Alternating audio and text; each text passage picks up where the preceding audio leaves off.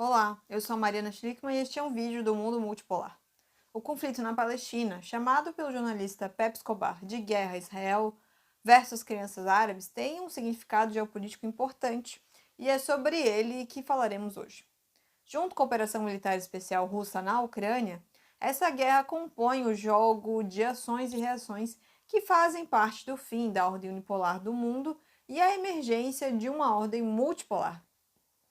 Esse mundo multipolar que vem se consolidando, ao mesmo tempo que o imperialismo ocidental vem enfraquecendo, é liderado pela Rússia e pela China. A China com a sua preponderância militar e a Rússia com a sua preponderância militar e a China com o comércio com a iniciativa Cinturão e Rota, BRI, também conhecido como as Novas Rotas da Seda. Essa gigantesca rede de conectividade e infraestrutura foi lançada em 2013, completando uma década esse ano. O imperialismo ocidental levou 10 longos anos para descer do seu imaginário pedestal de superioridade, abrir os olhos e compreender que suas colônias estavam escapando de suas mãos e aderindo às novas rotas da seda. Por isso, Joe Biden lançou na região do G20 este ano a proposta de um novo corredor logístico multimodal que ligaria a Índia e a Europa passando por Emirados Árabes Unidos, Arábia Saudita e Israel. Só que as derrotas sofridas pelo imperialismo ocidental têm sido tão grandes, leia-se Afeganistão e Ucrânia, que tal projeto foi apresentado como um dos principais feitos da política externa estadunidense dos últimos tempos. Um outro feito importante foram os acordos de Abraão, articulados pelo presidente Donald Trump, que tinham o propósito de normalizar as relações entre Israel e o mundo muçulmano, em especial a aproximação entre a entidade sionista e a Arábia Saudita, criando assim um novo Oriente Médio. E foi justamente esse novo Oriente Médio que Benjamin Netanyahu, também conhecido como Bibi, o presidente de Israel, apresentou na Assembleia Geral da ONU deste ano, em setembro deste ano. O seu projeto falou de paz e prosperidade entre Israel e seus vizinhos, com a conveniência de isolar os adversários políticos centrais, Irã, China e Rússia.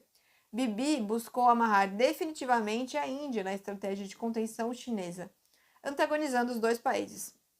Entretanto, nesse projeto e neste mapa, faltou negociar com um termo ausente: os palestinos.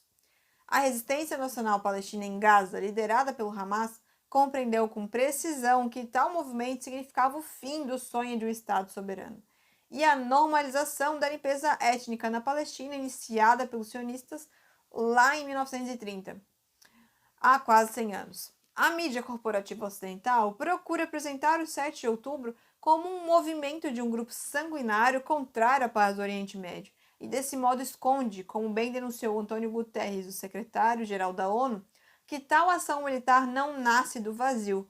Ela é fruto de 56 anos de uma asfixiante ocupação do país por Israel. Há muitas análises por aí contando as vitórias do Hamas ou de Israel, porém isso não é videogame, isso é vida real. E quem perdeu até o momento foi o povo palestino, que tiveram suas vidas e lares dizimados. Há um mês, Israel vem bombardeando e destruindo a faixa de Gaza sem dó, sem respeito às leis de guerra e minimamente direitos humanos. As tentativas de cessar fogo falharam miseravelmente. Contudo, é importante destacar que a entidade sionista sofreu um revés inédito. Pela primeira vez, alguém atacou Israel e matou centenas de soldados sionistas, pegando-os de surpresa e passando por cima das forças de defesa de Israel e do seu sistema de vigilância liderado pelo Mossad. Nunca mais os colonos se sentirão tranquilos em Israel, e muitos estão fugindo do país. Já os Estados Unidos destruíram o que levaram décadas construindo, que é a normalização da relação com os árabes. O dia 7 de outubro explodiu os acordos de Abraão e colocou na agenda mundial a causa palestina, mobilizando milhões de pessoas, em especial no mundo muçulmano. As consequências são imprevisíveis, ainda não sabemos quais os desdobramentos, mas a gente vai ficar de olho particularmente nos regimes colaboracionistas como Egito e Jordânia. Também é importante lembrar que Israel vem passando nos últimos anos por questões internas e políticas e uma grande instabilidade. O governo Netanyahu já estava precário e em posição delicada internamente. Somando-se o desafio de equilibrar a sua política interna e a relação belicosa com os vizinhos, a sua existência hoje é insustentável. Estes desdobramentos do conflito eles são fundamentais para uma virada do jogo no Oriente Médio e em um futuro próximo para uma articulação e ação do eixo da resistência, que poderá mudar todo o panorama da região. A brutalidade da reação sionista, com a cumplicidade de todo o imperialismo ocidental nessa tentativa de restaurar o seu antigo status quo, tornou visível aos olhos do mundo a centenária prática genocida de dominação imperialista. E isso é um acontecimento realmente muito importante. Numa tradução do discurso de 3 de novembro do secretário-geral do Hezbollah, foi colocada uma pergunta que depois foi apontada também por Pepe Escobar. Superarão os muçulmanos, tal como os chineses, o seu século de humilhação? Gaza é a pedra angular do mundo multipolar e nela estão as bases que poderão produzir a derrota estratégica do imperialismo.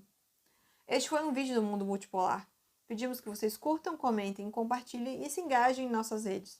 Se for possível, contribua financeiramente com qualquer valor para ajudar o nosso trabalho a crescer, doando através do Pix, apoie@mundomultipolar.org.